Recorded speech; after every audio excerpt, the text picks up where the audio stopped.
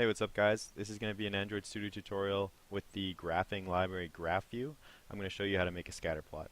So it's going to come out something like this by the time we're done. First thing we need to do is add the dependencies to the Gradle file. So we can go over to um, the GraphView library page.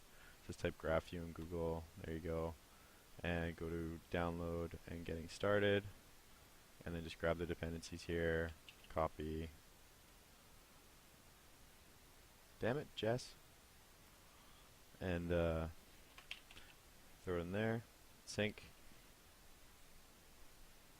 Okay, that's done. Now we go over to our layout file and add the graph. Match parent, and we'll just give it an ID scatter plot. And we're done here. Let's go to main activity and get started coding. First thing, as always, is add a log. Then what are we going to do? Create the points graph series. So the points graph series is actually going to be the series that holds the data, and then later we'll append the data to the graph.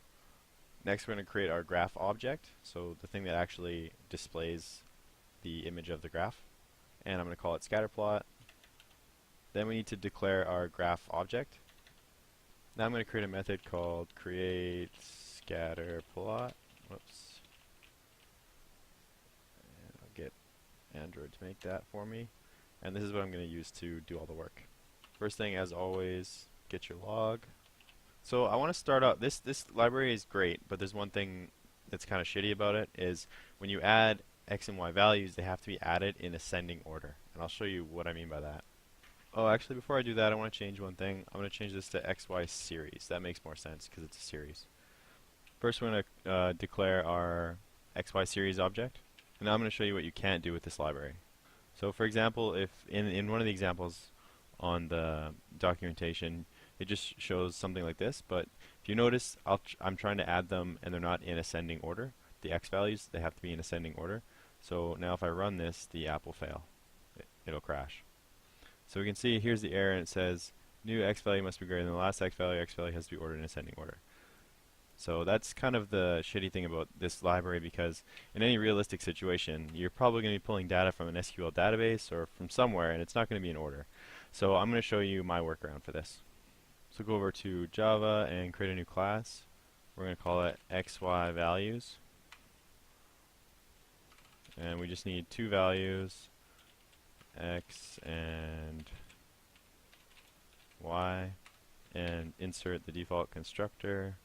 Grab both of those and insert the getter and setter methods, and that's done. We can close this. So now we're going to create an array list, and it's going to hold xy values. Oh, whoops! I gotta refactor that since I messed up the name. I wanted a capital Y. There we go. Oh, rename it again. I meant to call it xy value. There we go. Okay. So now that's good. To demonstrate how you would deal with random data, I'm going to create two lists of random data, one list for x and one list for y. So nothing special here. I'm just using a loop to populate our xy value array that I declared up here, and it's going to hold xy values, which is the class that I made here.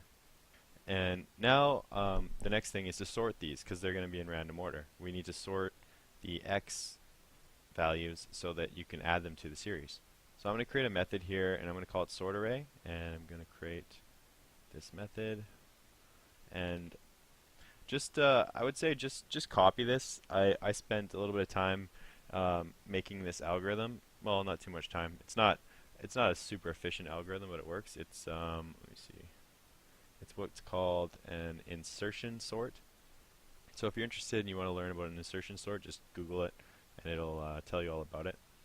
It's not the most efficient, but it works.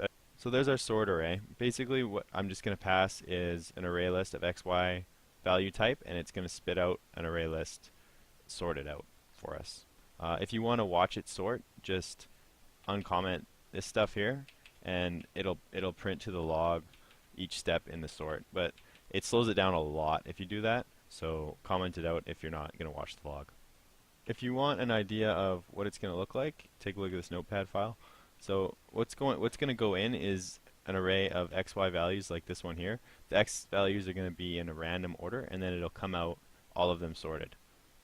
That's all it's going to do. So just copy that, don't worry about it, I'm not going to explain it, it'll take too long. We're going to move on. This tutorial is about graphing. Now that we're sorted, we can add all the values to our series. Just going to do a for loop, get an X from the XY value array, get a Y from the XY value array, and then append it to the XY series. And once again, it's sorted, so we don't got to worry about order now. Now we're going to set some properties for the graph. The first property we're going to set is we're going to set the shape. You can set it to rectangle, triangle, circle. Just check the documentation if you want to see what kind of shapes it supports. I think you can even draw your own shapes. Next we're going to set the color. I'm just going to set it blue. Then you can set the radius size, and these take floats, so just keep that in mind. Then to set it scalable and scrollable, so you just set all these booleans to true, scalable, scrollable, X and Y. Set scalable, that means for X. Set scalable Y, that's for Y. Then I like to manually set my X and Y boundaries. So my max Y will be 150, my min will be negative 150, and then same for X. And if we go back up to our random values that we generated, you can see that my start was negative 100 and my end was 100. So if I go from negative 150 to 150, that should be plenty. It'll cover all the data points, give you a nice view. And finally, the last thing we want to do is add the series. So XY series. And we're done. Let's run it. Alright, so there we go. There's our scatter plot. And keep in mind you can do a lot more with this. You can set on-click listeners, you can highlight points, put on legends, and if you guys want to see more about this library, I think it's really great, and I'd be happy to do some tutorials. Just let me know. If this video helped you, don't forget to leave a like, subscribe if you haven't already, and thanks for watching.